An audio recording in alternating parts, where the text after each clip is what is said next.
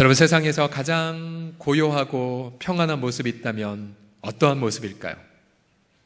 저는 그 모습이 바로 엄마 품에 있는 젖된 아기라고 생각합니다.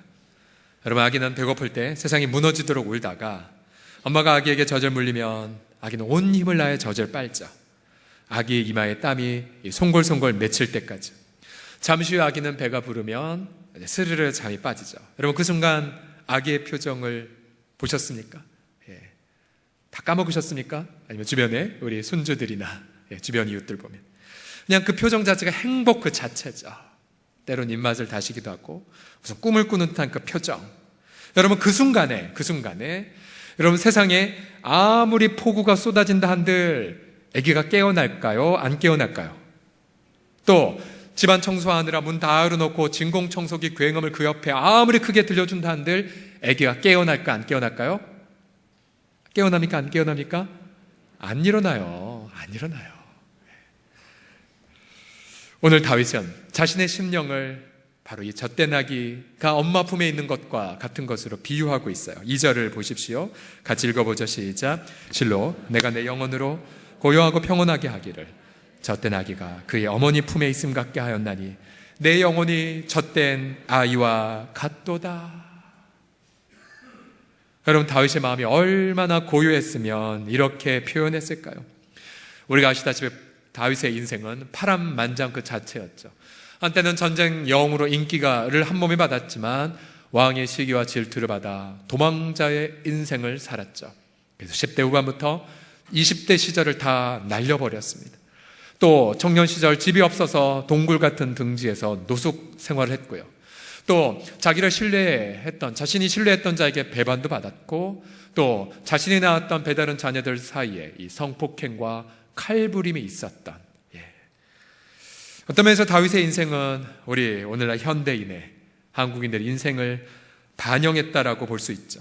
우리 한국인들 상대적 박탈감 속에서 행복지수가 극도록 낮죠. 비좁은 땅, 회색 시멘트 속에서 세계에서 가장 많은 일을 하지만 쉼과 안식은 좀처럼 누리지 못합니다. 본래 성경엔 하나님 당신 자신을 이렇게 포근한 엄마의 품, 또 든든한 아빠의 품으로 계속 계시하세요. 예를 들어 이사야 40장 3절을 보시면 배에서 태어남으로부터 내게 안겼고 태에서 남으로부터 내게 업힌 너희여, 너희가 노년에 이르기까지 내가 그리하겠고 백발이 되기까지 내가 너희를 품을 것이다. 내가 지었은 즉 내가 업을 것이요 내가 품고 구하여 내리라. 할렐루야. 저는 저와 여러분 모두가 주님이 우리들을 품어주시고 주님이 우리들을 업어주시는 그 안식의 고요를 만끽하기를 예수님의 이름으로 축복합니다. 자, 그런데 왜 우리는 이런 젖된 아기가 누리는 것과 같은 그런 고요를 제대로 누리지 못할까요? 과연 젖된 아기가 같은 이 절대적인 안식은 어떻게 찾아올까요? 오늘 성경을 보면 첫 번째로 이 절대적인 안식은 역설적으로 깨어진 심령 안에서 찾아옵니다. 같이 따라 하시겠습니다. 깨어진 심령. 시작. 깨어진 심령이 무엇입니까? 내 마음이 깨어져 있는 거죠. 무엇 때문에 깨어져 있을까요? 자, 오늘 본문의 다윗은 1절에서 이렇게 고백합니다. 여호와여, 내 마음이 교만하지 아니하고. 정확히 표현한다면 이거죠. 주님, 제 마음 교만할 수 없네요. 왜 이런 고백을 할 수 있었을까요? 여러분, 교만이란 자신의 인생의 보좌에 내가 신처럼 앉아 있는 겁니다. 그래서 인생의 목표, 내 영광, 인생의 자랑, 내가 한 일, 그리고 내세울 것, 내 의, 자기의로 가득한 것이 바로 교만이죠. 여러분, 이 교만은 저와 여러분이 태어날 때부터 우리의 본성과 결탁된 저와 여러분의 솔직한 모습이에요.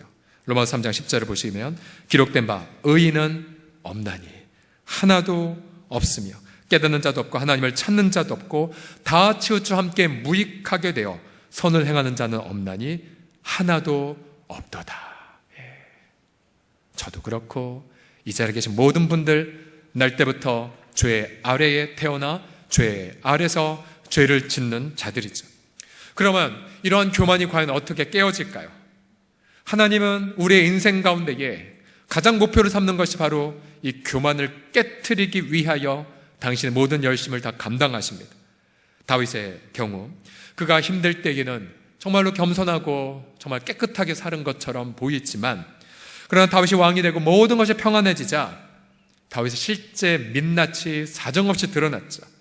다윗은 남의 아내와 간음을 저질렀고 임신까지 시켰고요. 그 죄를 감추기 위하여 그 여인의 남편을 전쟁터에 보내어 교묘한 방법으로 죽게 만들었습니다. 이게 본래 다윗의 본래 모습이에요. 본래 모습. 하나님은 선지자 나단을 보내어 그 다윗의 죄를 만천하에 드러내셨죠. 그 순간 다윗은 하나님 앞에 보복하여 이렇게 죄악을 실토했죠. 시편 51편 3절을 보십시오. 무릇 나는 내 죄가를 아오니 내 죄가 항상 내 앞에 있나이다. 예. 다윗은 알았어요. 자신은 절대로 하나님 마음에 합한 자가 아님을. 다윗은 알았어요. 자기는 정말 하나님 앞에 왕하기에 합당하지 않은 인물이란 걸. 죄 아래 태어났고 부모로부터 그 죄된 본성을 또한 물려받았고 헤아릴 수 없는 허물을 저질렀다는 그 사실. 그래서 이 세상의 모든 사람들은 두 부류로 나뉩니다. 한 부류는 내가 교만한 자인 걸 아는 자와, 또 한 부류는 내가 교만한 자인 걸 부인하는 자. 내가 교만한 걸 알고 내 속에 이 죄가 얼마나 많다는 걸 깨달은 심령은 너무 마음이 아프죠.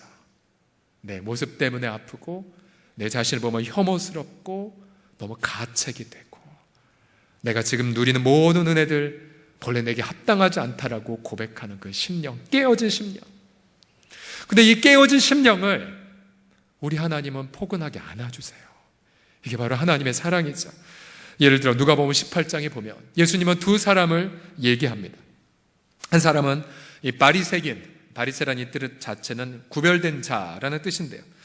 정말 명칭이 이러하듯 당시에 종교 지도자들이었지만 그는 하나님 앞에 나아가 이러한 교만한 기도를 합니다. 하나님, 전 다른 사람들, 곧 도색이나 불이나 간음을 하는 자, 특별히 저 세리, 이 세리란 세금 공무원, 당시 로마 제국의 앞제비로 사회적 천대와 멸시를 받았던 자이었는데 저 세리와도 같지 않음을 감사합니다.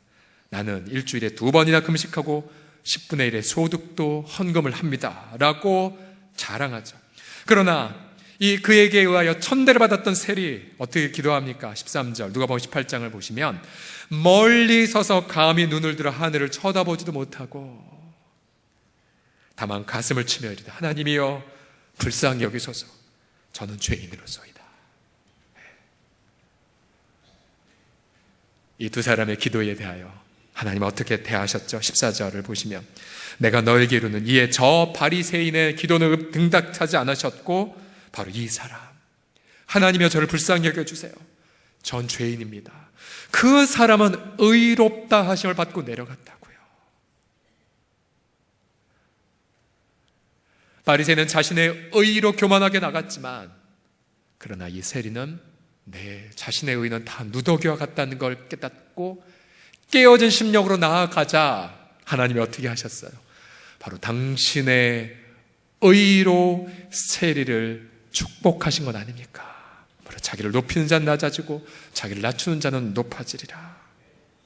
그래서 우리가 이 깨어진 심령으로 나아갈 때에 우리는 그 마음 속에 있을 때 여러 가지 마음이 교차해요. 내가 나를 향한 자기 혐오감 속에 머물러야 되나? 아니면 그냥 죄책감 속에 머물까? 너무 힘드니까 술이라도, 내가 너무 힘드니까 방황이라도 할까? 아니에요. 여러분 그 마음, 그 처절한 깨어진 심령 그 상태로 주님 앞에 나아가시면 주님이 어떻게 하세요? 옆에서 사탄은 우리의 양심에 대고 막 정죄하죠.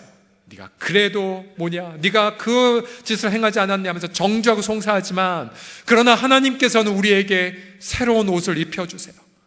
그 옷의 이름은 따라하십시오. 예수 그리스도. 로마서 5장 1절에 그러므로 우리가 믿음으로 의롭다 하심을 받았으니 우리 주 예수 그리스도로 말미암아 하나님과 화평을 누리자. 우리 주님은 말씀하신 내가 의인을 부르러 온 것이 아니라 죄인을 불러 회개시키러 왔노라. 제가 오늘 설교 내용 미리 성가대에 얘기 안 했는데 오늘 설교가 딱 맞는 찬양을 했죠. 우리 죄인의 친구, 죄인의 구주 예수님. 2주 전 심야 기도회 때에 지금 현재 라오스에서 사역하고 계신 황규영 선교사님이 정말 귀한 자신의 삶을 오픈해 주셨지요. 몽골 땅에서 교회 개척, 대학교 사역, 고아원 사역 등 정말 아름다운 사역 열매를 경험했지만 주님 마음을 주셔서 60대임에도 불구하고 고령에도 불구하고 다 내려놓고 전혀 연관성이 없는 라오스, 동남아시아의 그 땅에 들어가셨죠. 1년 6개월간 언어 사역을 하시면서 언어 공부를 하시면서 너무나 많은 고통을 겪으셨어요. 대상포진부터 시작해서 급성 전립선염도 앓으셨고 또 가정 안에 정말 관계에 있어서 정말 큰 어려움을 겪으셨고 또 하나님 앞에 정말로 영적인 우울감, 엘리야라는 선지자도 로뎀나무 앞에 누워서 하나님 저 데려가 달라고, 저는 조상들보다 탁월하지 못하다라고 그런 심경까지 고백을 솔직히 오픈해 주셨죠. 그래서 저는 선교사님이 그 고백 속에서 하나님 앞에 자신의 그 의의는 누더기와 같다는 것을 직시했다는 말이 제 마음에 확 찔렸어요. 내 의의는 누더기와 같다는 거. 그러니까 우리는 아무것도 아닌 거죠.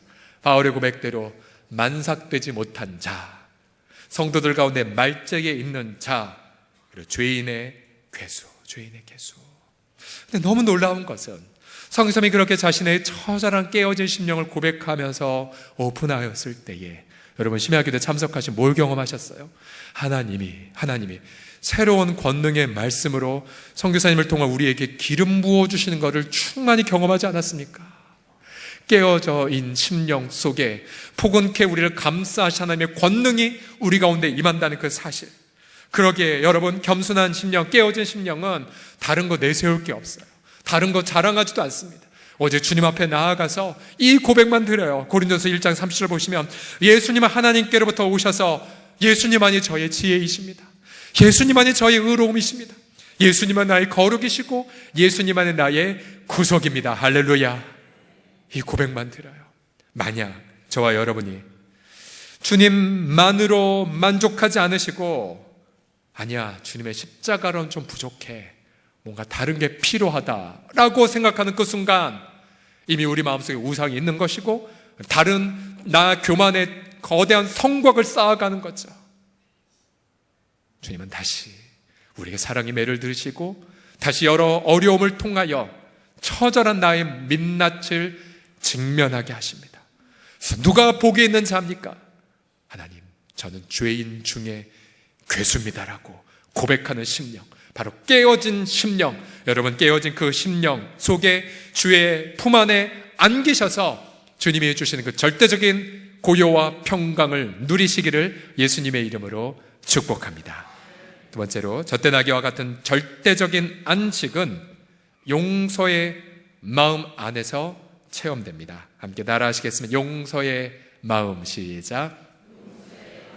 자, 1절을 다시 보시면 다시 다윗은 여호와여 내 마음이 교만하지 아니하고, 그러니까 자신의 죄성에 대한 인지, 그 다음 두 번째로 내 눈이 오만하지 않다라고 말합니다. 이 오만하다는 이 단어를 보면 우선 하나님의 은혜를 잊어버려서 그래서 형제들을 판단하는 것까지를 포함합니다. 즉 내가 받은 은혜 다 까먹고 다른 사람들을 내가 심판자, 정죄자의 자리에 올라가 다른 사람들을 무시하고 경멸하고 또 더 나아가 누군가에 대한 복수심으로 살아가는 것을 뜻합니다. 자, 내 눈이 오만하지 아니하오며. 자, 지난주에 함께 나누었던 소설 미우라 아야코는 소설 빙점에서 인간의 그 원죄를 드러내기는 원하는 열망하는 마음으로, 기도하는 마음으로 남편과 함께 책을 썼죠. 자, 제가 빙점을 마무리하고 이제 결론이 너무 오픈된 채 마무리가 됐어요. 주인공 요코는 자신의 살인자의 딸로서 자신의 아버지가 자신의 아내의 불륜을 의심하고 아내에게 복수하려는 마음으로 살인자의 딸을 데려옵니다. 남편만 알고 아내는 모른 채.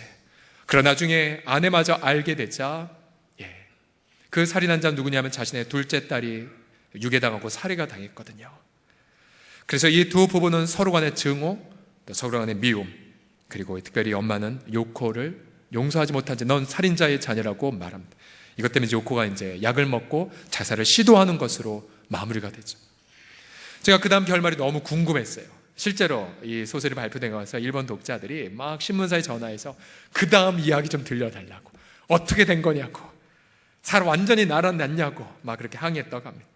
저도 그 다음 이야기 너무 궁금해서 막 꿈까지 꿨어요. 어떻게 됐지?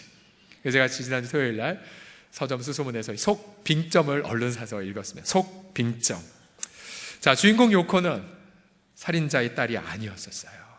네, 누구의 딸이었냐면, 이게 너무나 주인공의 마음을 아프게 했는데, 요코의 생모는 게이코로 나오는데, 이 게이코란 사는 자신의 남편이 전쟁터에 나갔어요. 사지에 가 있는데 그만 이 엄마가 다른 남자와 눈이 맞아서 그 사이에서 요코를 낳은 거예요.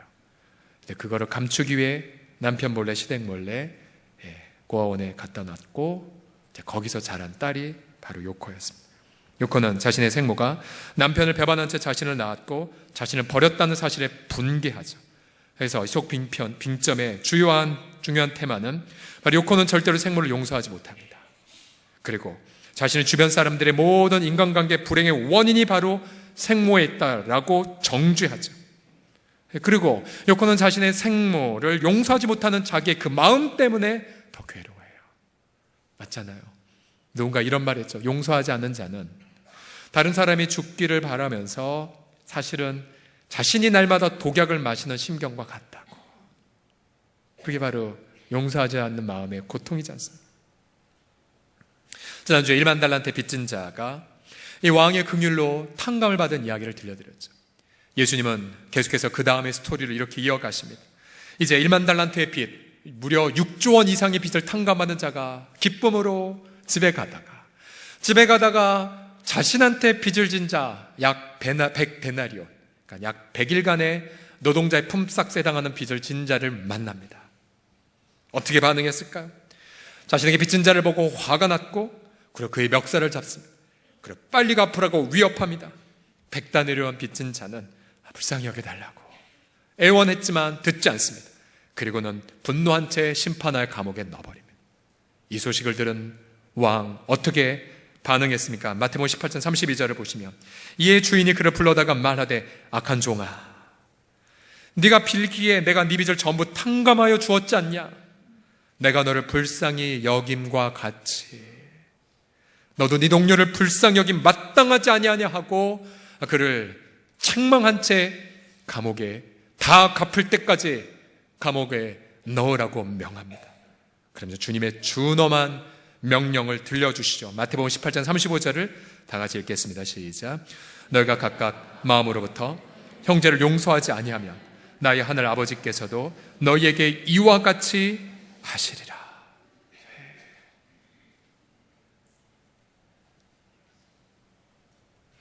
우리가 내 죄성을 직면하고, 또 우리가 우리의 가족의 죄성도 직면하죠. 또 때로는 우리 대대손손 내려오는 그 죄성, 일단 아브라함이 거짓말했던 것처럼 이삭도 거짓말하고 수채 그 손주는 사기꾼이었었던 것처럼.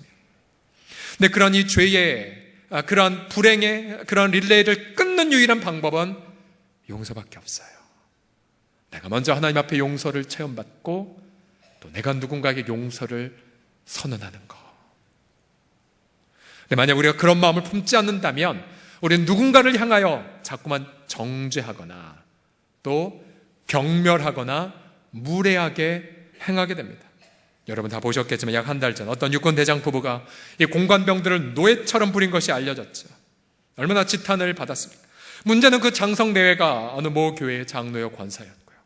또 그 장로님은 군 보고마를 위해 자신은 이렇게까지 헌신했다라고 간증했던 분이었습니다. 얼마나 세상 사람들이 이 행태를 비판했습니까? 이 입술에서 나온 그 보고마의 정체는 과연 무엇이란 말입니까? 그리고 우리는 두렵습니다. 너무 떨립니다. 저도 그렇고 여러분들이 그렇고, 혹시 우리도 교회 직분을 가지고 세상 사람이 말하는 이른바 갑질의 행태를 하지 않을까? 혹은 기존 성도들은 또 새로 오신 분들을 존중하지 않은 채 어디 한번 잘 다녀볼까 보라 라고 그렇게 다른 마음을 품고 대하지 않을까 두렵습니다. 여러분, 다른 분을 판단하고 정죄하는 것 여러분 마음속에 무의식적으로 스며들다면 여러분, 우리가 받은 긍휼을 생각하여 그를 끊으시고 절제하셔야 돼요. 예수님 마태복음 7장 2절에서 너희가 비판하는 그 비판의 잣대로 너희가 비판을 받을 것이고 너희가 헤아리는 그 헤아림으로 너희가 먼저 헤아를 받을 것이라고 말씀하셨지요. 만일 저와 여러분이 누군가를 비판하거나 정죄하고 싶은 마음이 못마땅한 마음이 든다면 그것은 우리 속에 이미 거대한 들보가 있다는 반증입니다. 마태복음 7장 3절에 보시면 어찌하여 형제의 눈 속에 있는 티는 보고 네 눈 속에 있는 들보는 깨닫지 못하느냐. 여러분, 작은 보이지 않는 티와 한 집을 붙잡고 있는 거대한 들보, 얼마나 크기의 차이가 있습니까? 그런데 우리는 들보는 보지 못한 채 남의 티만을 정말로 천인공노할 죄로 몰아가죠. 여러분, 부부가 서로 갈등하는 이유가 무엇입니까? 여러분, 부부를 보면 저도 다년간의 경험을 통해 부부싸움을 해본 결과 이런 결론을 내렸어요. 갈등한 이유가 뭐냐면 상대편의 티 때문이죠. 허물 때문이죠. 너 그거 뭐냐? 바꿔라. 이게 뭐냐? 문제는 뭐냐면 상대편의 티를 보는 이유가 무엇이냐면 그 전에 거대한 나의 들보를 자각했기 때문이에요. 그래서 혹시 오늘 오시기 전 격렬하게 부부싸움을 하고 오신 분이 계십니까? 여러분, 아무리 싸워도 해결이 안 됐고요. 제일 먼저 은혜 받은 분이 내 속에는 들보를 자각해서 하나님 앞에 먼저 회개하고 상대편의 용서를 구할 때 갈등이 종결돼요. 저와 여러분이 주님의 긍휼을 받은 자로서 그래서 우리는 겸손하게 살아가야 됩니다. 여러분, 일터에서나 교회에서 결코 무례하게 살아가지 마십시오. 자, 특별히 우리가 나보다 좀 힘이 있는 사람은 내 양심을 옆에 눈 채 굴종하고 나보다 뭔가 좀 만만하거나 못하면 사정없이 그렇게 반말하거나 무례하게 대하는 행태가 우리 가운데 있죠. 저희 어머니가 지금은 안 하시지만 한동안 강남에 있는 어느 빌딩에 빌딩 청소를 하셨기 때문에 제가 그분들의 심경을 어머니 통해서 많이 들었어요. 여러분들 보시면서 여러 빌딩에서 청소하시는 분들 우리 어머님들이고 우리 가족이세요. 존중하셔야 돼요. 또 우리가 어느 식당을 갔을 때에 주차 안내하시는 분들 우리 아버지들이고 우리 친척분들과 같다고 여기셔야 돼요. 식당에서 일하시는 분들 때로는 우리 다른 교포, 중교수였거나 하셨다 할지라도 여러분 마음속에 경멸하시면 안 돼요. 여러분, 내가 뭔가 됐다라고 해서 무례하게 행한다면 주님은 내가 너를 이렇게 긍휼히 베풀었는데 넌 어찌 긍휼과 존중을 마다했냐라고 책망하실 것입니다. 존중과 용서의 그 마음 속에 여러분 아기가 누리는 절대적인 고요와 평안함이 흘러오죠. 그러기 오늘 이런 은혜가 저와 여러분의 그 은혜가 정말로 주님의 이 은혜가 저와 여러분에게 가득히 넘쳐나는, 그래서 오늘 이 주일이 끝나기 전 여러분의 일상의 삶에 들어가기 전 가정을 만나기 전에 여러분 용서의 마음을 회복하고 용서를 먼저 선언하는, 그리고 먼저 나의 죄를 먼저 자백하는 은혜를 누리시기를 예수님의 이름으로 간곡히 부탁드립니다.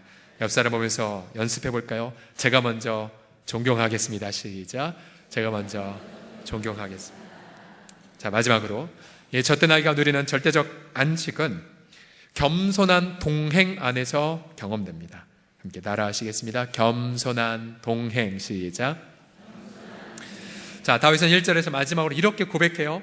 제가 큰 일과 감당하지 못한 일을 놀라운 일 하려고 힘쓰지 아니하나이다. 여러분이 구절을 어떻게 생각하십니까? 사실 다윗은 큰 일을 한 양반이죠. 그죠?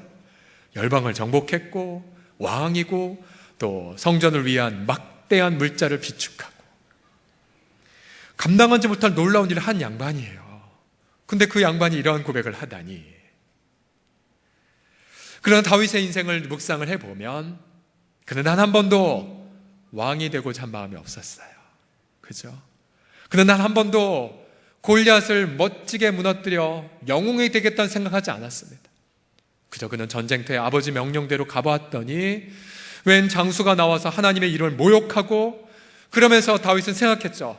내 양을 이 사자와 곰이 잡아가면 내가 주의 이름을 의지하면서 무찔렀으면 저렇게 하나님을 무시하는 저 개 같은 골리앗, 내가 할 수 있지 않을까.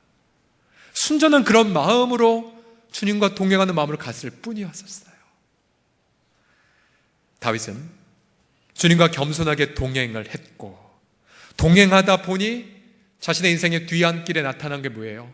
주님의 큰일, 자신의 큰일이 아니라 주님의 큰일, 또 자신의 감당하지 못할 일이 아니라 주님의 감당하지 못할 일만 경험했을 뿐이었습니다. 그러나 다윗이 이런 마음에서 이탈한 채 내가 뭔가 큰일 해보겠다라고 한 순간, 예를 들어 인구조사 정책이 대표적이죠. 내가 얼마나 백성들이 많은가 한번 계수해보자. 옆에서 동료들이, 부하들이 말렸지만 그러지 않았죠. 내가 뭔가 해보리라. 하나님이 얼마나 큰 심판과 진노를 받았습니까? 이 다윗의 겸손한 동행에 하나의 샘플이 있다면 그것은 바로 아말렉과의 전투였죠. 다윗의 가족뿐만 아니라 부하들의 모든 가족들이 다 이제 유괴가 되고 포로가 되자 이제 막 사흘 밤낮을 달렸죠. 근데 이제 피곤한 자들이 나타나서 낙오해서 이제 전투에 참여하지 못하는 사람이 생겼습니다. 그래도 주님의 이름을 의지하며 전투에서 마침내 승리했죠. 가족들 다 찾고 그리고 막대한 전리품도 획득했습니다. 근데 이 막대한 전리품을 분배하는 거에 앞서서 이러한 갈등이 생겼습니다. 전투에서 피와 땀을 흘렸던 자들은 막대한 전리품 재산을 안고 오니까 저 뒤처진 저를 보고 뭐 비난하기 시작했습니다. 그리고 건의했죠. 다윗님, 쟤네들 그냥 가족만 주고 그냥 돌려보냅시다. 우리는 피와 땀을 흘려 이렇게 수고했는데. 그러나 다윗은 사무엘상 30장 23절에 부드럽게 설득하죠. 나의 형제들아, 여호와께서 우리를 보호하시고 내가 한 거 아니다. 우리가 한 거 아니다. 또 우리를 치러 온 그 군대를 우리 손에 넘기셨다. 우리가 이긴 게 아니라 하나님이 이기게 하신 거예요.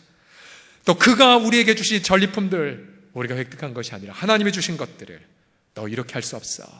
그래서 다윗이 그때부터 이스라엘의 유구한 전통을 하나 세웠죠. 전쟁터에 나간 자나 가지 못한 자나 전리품은 무조건 반땡하겠다.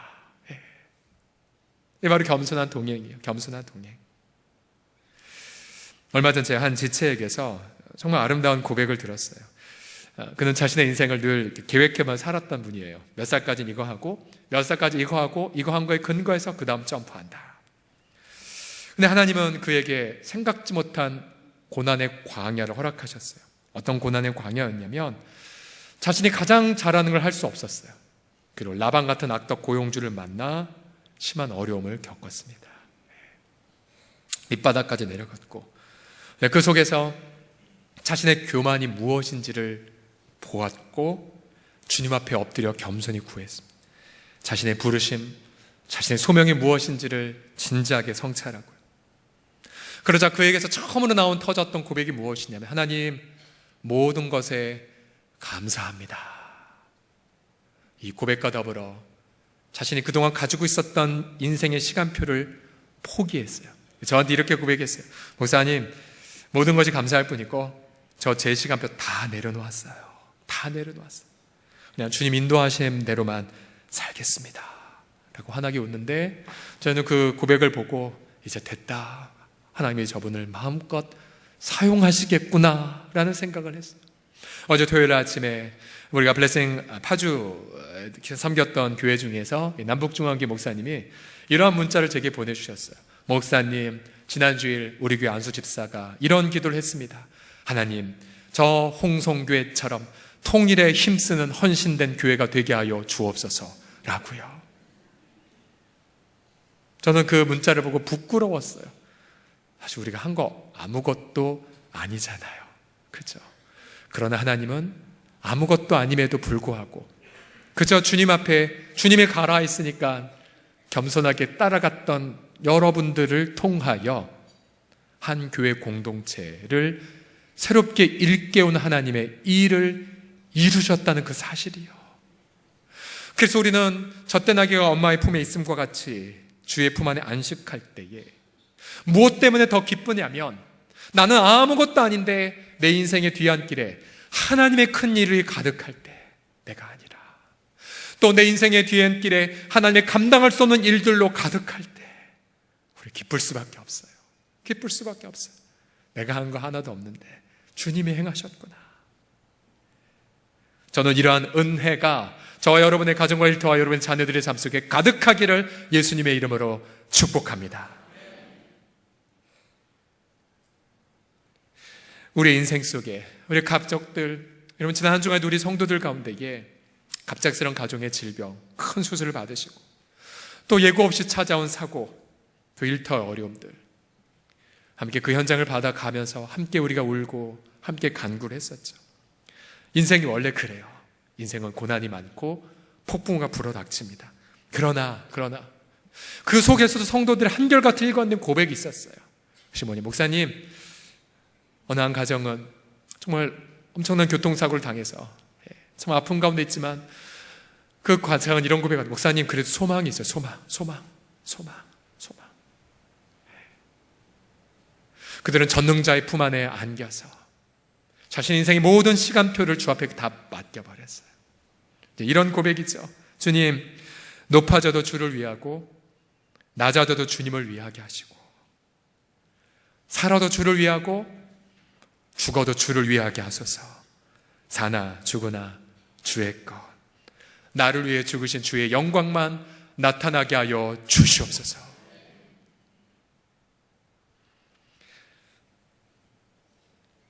자, 소설 속빙점의 마무리가 어떻게 될까요? 여러분 꼭 소설 읽어보시되 이 마무리는 꼭 제가 꼭 읽어드리고 싶습니다. 마지막 부분까지 여자 주인공은 용서하지 못한 마음 때문에 괴로워해요. 그 쓸쓸한 마음을 부여잡고 이 배경이 이제 일본의 북해도, 홋카이도라고 하죠. 이 북해도의 가장 최북단 해안을 한겨울에 찾아갑니다. 이 북해도의 최북단에는 바로 그 위에는 사할린, 또 그 위에는 오호츠크의 그 얼음들이, 바다 얼음이 얼어서 흘러서 유빙이라고 하죠.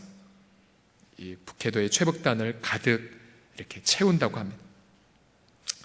그녀는 죄책감과 허무감 속에 인생을 후회했습니다. 그리고 잿빛 일색의 유빙을 바라보며 내 인생도 인생의 참된 모습이 이거구나 라고 고개를 숙였습니다. 바로 그때 저녁 햇살을 받은 유빙한 곳이 빨갛게 물들기 시작합니다. 빙원 밑바닥에서 빨간 피가 배어나오는 것 같았습니다.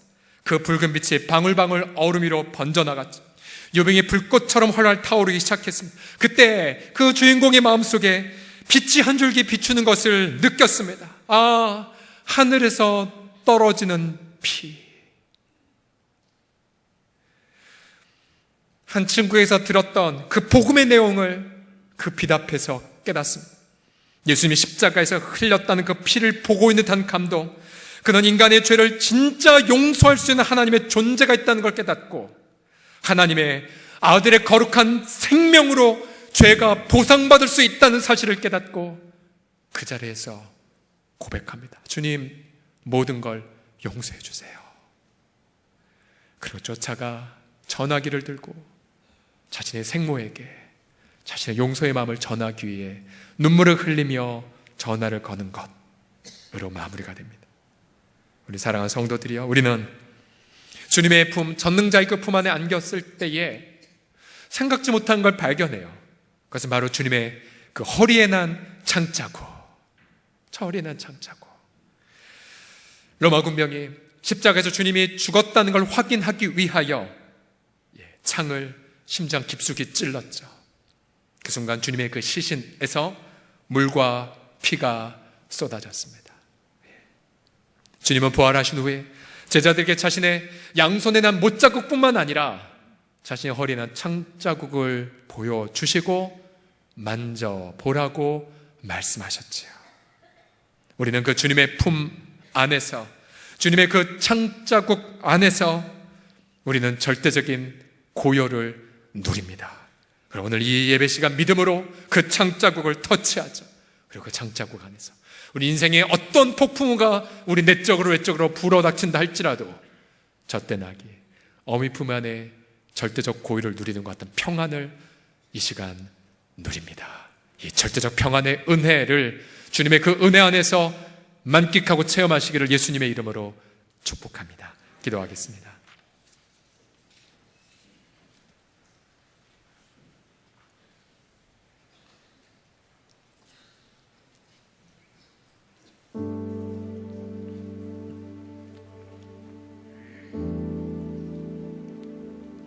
세월이 갈수록 우리 내면의 죄성의 깊이를 더 깨닫게 되죠. 그리고 시간이 갈수록 또 고난이 갑자기 닥치면 나의 민낯이 다 드러나게 됩니다. 자기 혐오감, 또 죄책감, 또 복수심. 그럼 그때 우리는 절망하고 싶지만 그러나 눈을 들어 주를 바라보죠. 그리고 주의 이름을 부릅니다. 죄인의 구주여, 죄인의 구주여. 내가 죄인입니다. 저를 불쌍히 여겨주소서. 감히 하늘을 바라보지 못해도 때로는 깊은 죄책감으로 가족 얼굴을 보지 못할 때도 있죠. 그래도 우리 주님은 외면치 않으십니다. 그래, 맞아, 난 죄인의 구주야, 죄인의 구주야. 나는 의인을 부르러 온 것이 아니야, 난 죄인을 부르러 왔어. 주 앞에 나를 깨어진 심령 부여잡고 나아갈 때 주님은 당신의 그 못자국 난 손, 자신의 창자국 난 품으로 우리를 안아주십니다. 그리고 당신 자신이 우리의 의가 되어주시죠. 같이 고백하실래요? 주 앞에 고백해야 될 마음, 주님 앞에 듣기를 원하는 마음, 이제 같이 주 앞에 자백하고 오픈하며 나아갑시다. 기도하겠습니다. 아버지 하나님, 하나님 아버지 하나님, 우리 인생 속에 있는 아버지 하나님, 그런 모든 죄악의 그런 깊이와 감당할 수 없을 때가 있습니다. 그러나 하나님, 너를 영원히 붙지 아니하시고 아침마다 주의 그 인자하심으로 새롭게 반가우시는 주여, 지나간 밤 나는 잠을 잤어도 주님은 당신의 영광을 위해 끊임없이 신실하게 일하신 아버지 하나님, 우리 성도들의 우리의 눈물을 보시고 우리의 깨어진 심령을 받아주시사 아버지의 품 안에서 온전한 쉼을, 또 아버지의 은혜 안에서 온전한 의탁을 주 예수님 누리게 해주십시오. 아버지 하나님이여, 복수하고 싶고 정죄하고 싶고 판단하고 싶은 그 마음 속에 아버지, 은근히 아버지 하나님의 복수의 그 쾌감을 내면 속에 홀로 느끼는, 그러나 내 영혼은 날마다 파리에 정하며 또 내 영혼 날마다 죽어가요. 아버지 하나님, 내가 받은 그 긍휼을, 내가 장감받은 그 1만 달란트의 허물의 본체를 기억하며 주님이 주신 그 긍휼, 아버지 하나님이여, 용서로 나누게 하여 주시사 아버지 하나님, 주 앞에 나아가옵나니 주님 나를 흠양하시고 우리 주님은 나를 받아 주시옵소서. 우리 주님을 사모하며 주님을 경배하며 찬양하며 우리 그 찬양 고백할까요? 내 구주 예수를 더욱 사랑하지. 여러분, 눈을 감으신 채 함께 주 앞에 고백합시다. 내 구주 예수를 더욱 사랑. 내 구주 예수를 더욱 사랑. 엎드려 비는 말 들으소서. 엎드려 비는 말 들으소. 다시 한번 고백합시다. 내 구주 예수를 더욱 사랑. 내 구주 예수를 더욱 사랑.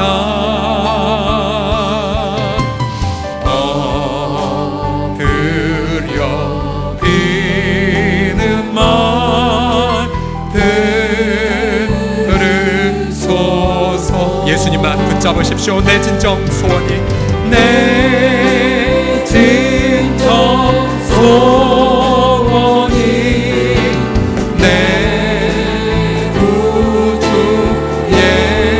예수를 더욱 사랑.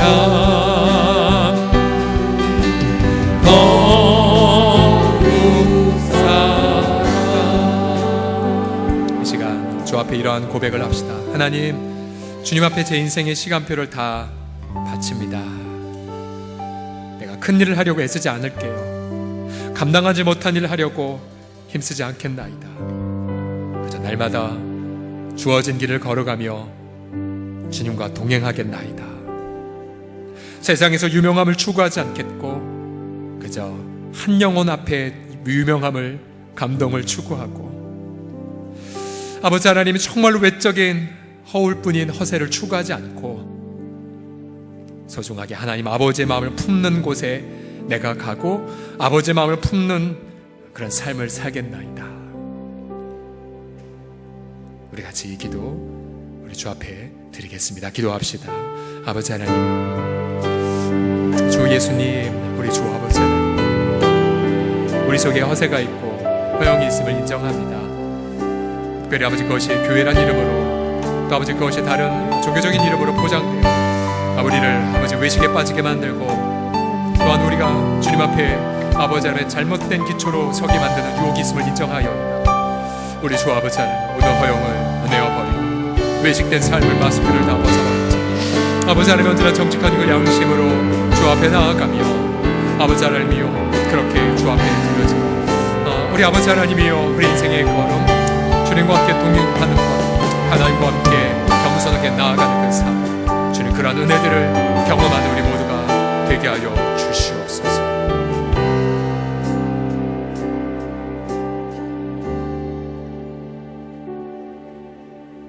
예수님, 주님이 우리의 의로움이시고 예수님, 주님이 우리의 꿈이시고 예수님, 주님이 우리의 용서이시니이다. 세월이 갈수록 주님밖에는 없고 세월이 갈수록 더 주님만 붙잡을 것밖에 없나이다. 무궁한 사랑으로 그 아들의 피를 통해 영원한 인자하심을 증명하신 주님, 아버지의 사랑 붙잡나이다. 아버지의 품에 안기나이다. 믿음으로 부활해 그 생체기를 터치하여이다. 우리를 흠양하사 하나님과의 관계 안에 이웃과의 관계 안에 절대적 고요와 평안을 누리고 나누는 아름다운 하나님의 한 주간 되게 하여 주옵소서. 예수님의 이름으로 기도드립니다.